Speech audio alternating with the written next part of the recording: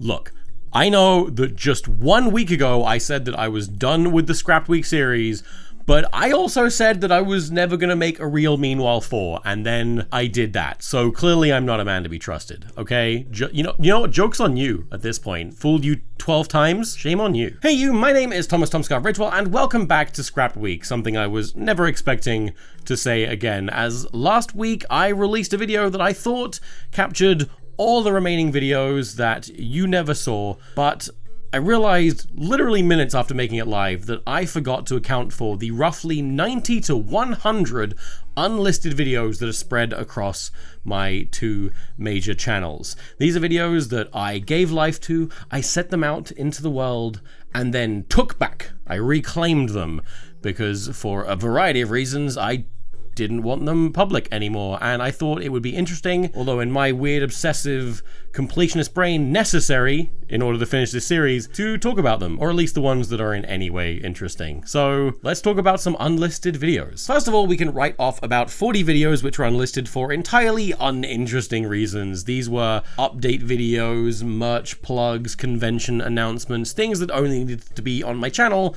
for a very limited amount of time, and once they had served their purpose, they could go. They were free to die, like a Meeseeks. I just want to die! Some of those update videos were mildly interesting though. We had my first ever update video from 2010 called Taking a Break, in which I announced that I could no longer upload weekly videos to YouTube. For a period of, I think, 4 months or so, I was uploading weekly videos, and it ruined me. It was exhausting. It made me glimpse a future where I hated making YouTube videos. To be fair, I only looked about 3 years into the future at that point in time, but hey, I complained about uploading videos and said, I'm not gonna do it this much anymore. Next were a couple Eddsworld Legacy update videos, wherein I basically just bought myself time. If you were around at the period, you may remember that it didn't go very well. Took me a very, very embarrassingly long time to get videos out and also get people their physical perks. So pretty much the day that Eddsworld Legacy finished, those videos were taking offline because it was done. I was free. Dobby is free. And then there were 3 episodes of the very shortly lived TomSka podcast, wherein I would take questions and talk about upcoming videos, but between the first episode and the 3rd episode, I noticed such a significant drop off in views that I realized no one gives a shit, man. No one cares. Now, a few years back when I started to take Dark Squidge as a channel a little more seriously, it was no longer a place to just dump random footage and shit posts and updates. I purged a lot of the original uploads to the channel, the things that happened between 2007 to 2011. These weren't videos of any significance. These are more just leftover footage, little bits with my friends that meant nothing. They weren't representative of the type of content I would make. They weren't particularly funny. They just didn't need to be there. Ranging from extra footage from my earliest videos to a demo reel that I was forced to make that was immediately outdated. Goodbye, you're not missed. Onto some more significant videos though. One thing you may notice missing from the Dark Squidge channel is possibly its most popular standalone series, which was the Fat Loser series, a series in which I chronicled my struggles with weight gain and weight loss. This may surprise you, but TomSka Fat is a very commonly searched term on YouTube and also Google, and it brought in a lot of views. It made me a lot of money. It would have been smart to leave them up, but truly I was just tired. I was tired of being held accountable for things I wanted to do and things that I deemed super important back then. When I was making these videos, it was with this sort of misguided hope that in putting it out there in the public eye, it would force me to follow through with the weight loss plans that I wanted to implement, but it didn't work. It wasn't the solution for the problem I had at the time, and all it left me with was some videos which would garner constant comments that weren't helpful at all. They were just stressing me out, and I just didn't want those videos there anymore. I wanted to have the right to remove that conversation. I had opened it up. I had opened up my body to a public discussion, and I didn't want that anymore. I would much rather take my relationship with my weight, my struggles with weight gain and weight loss, and make it personal, not something I wanted to talk about publicly anymore. So those videos were gone, and I tweeted about it at the time. Just in case you're thinking, I try to do it very subtly, very sneakily, because I know there'll be some shitty comments.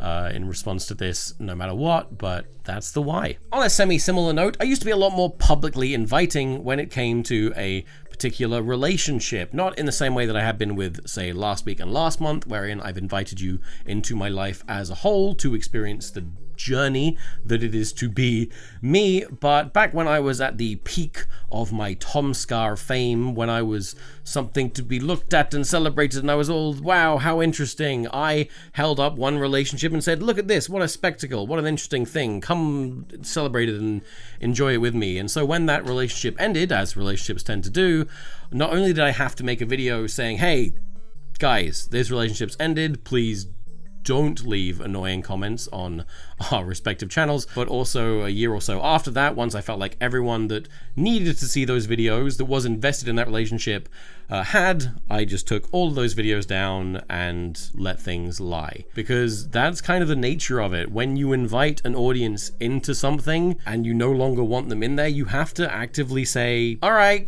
show's over, thanks for coming, hope you had fun, please leave now. And I'm very fortunate now that as I am no longer super famous, I have a lot more of a respectful and chill relationship. But back then, it wasn't so much like that. It was more intense. And yeah, I had to actively say, this is over, it's done, stop now, stop it. And so those videos had to go as well. Speaking of wanting the space to be able to move on, this next bit isn't fun, but I'm gonna talk about it because that's what this video is really about. And that is that my friend died back in 2012. My friend and creative partner, Ed, died. And I have a lot of videos across my channels documenting our friendship and discussing his death. And over the years, I've been unlisting some of them. Firstly, it was the ones that had his name in the title. Then it was the ones that directly discussed his death. And honestly, as time goes on, maybe I will unlist more,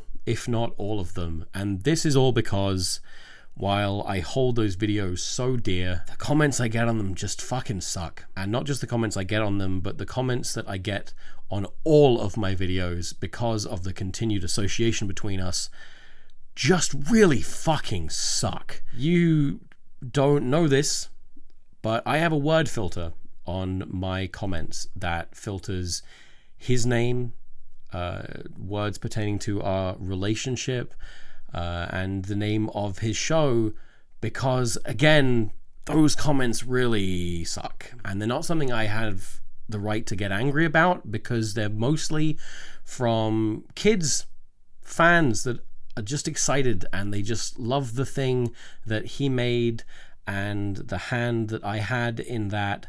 And they will post comments along the lines of, do you miss him? And I'll get maybe a dozen of those every single day. And at this point, I'd do anything to wind that down, to decrease the number of those, because they fucking suck. They fucking suck. Oh my God. And I can't really explain to you articulately why that is.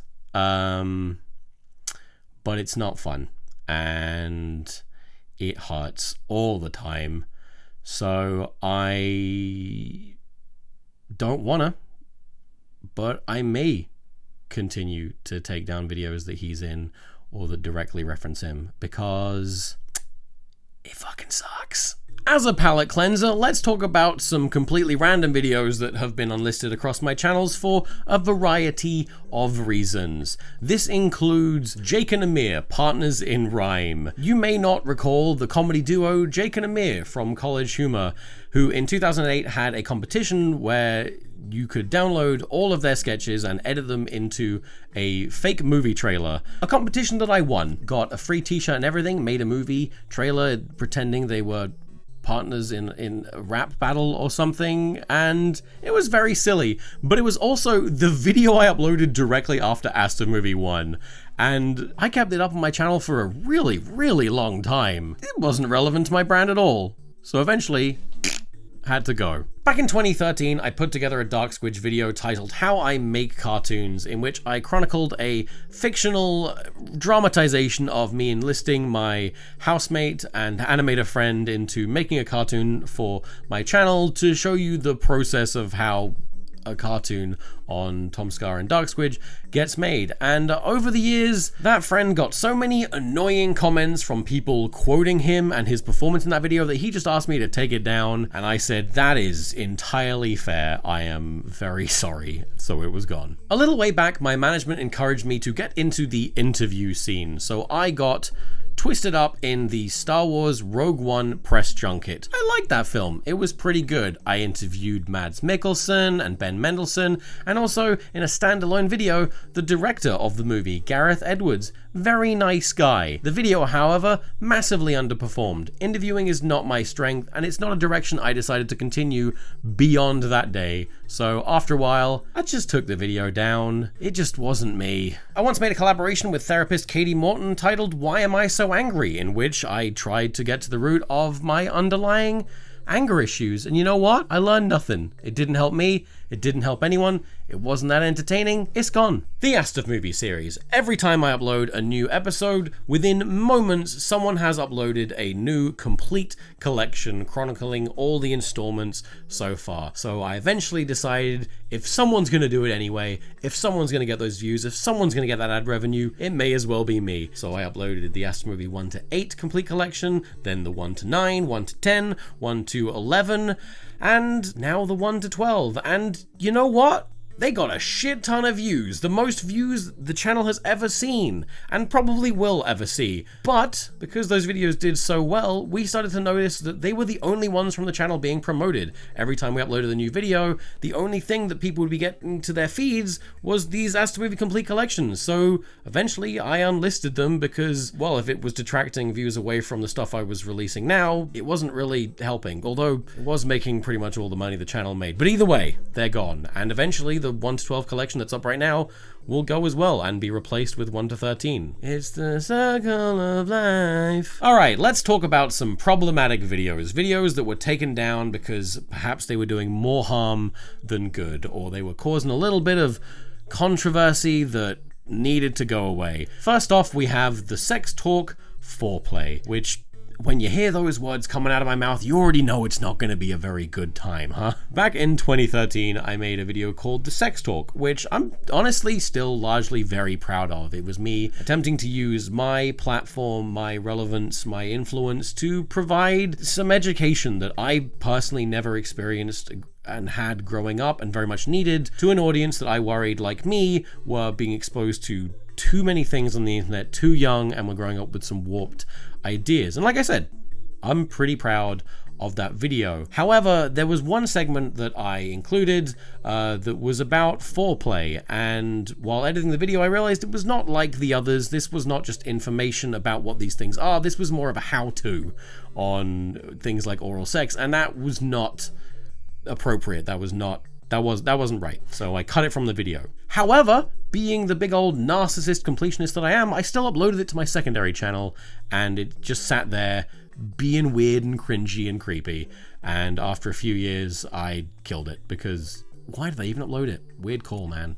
Weird call. In 2013 to 2015, I was feeling particularly virtuous, particularly self-righteous. I was discovering, I was relearning, I was unlearning, and I found myself to be quite a moral authority. And I made a video called Responsibility on YouTube, where I talked about being responsible on YouTube. And instead of talking about my own faults and things that I've learned and my thoughts, I decided to point the finger and say, that YouTuber is irresponsible, that YouTuber is irresponsible, fuck them, fuck that, fuck them for doing that. It wasn't a good call, nor was it a good look, and it caused quite a stir. In fact, I think it's the only Dark Squidge video that ever got a news article about it. And after the backlash from some of the creators that I called out, I took the video down and replaced it with a video called Ironically Irresponsible, in which I addressed and admitted that I'd gone about it the wrong way, although one of the creators in that video was like, hey, maybe don't do that either. Maybe just shut the fuck up. And so I took that video down and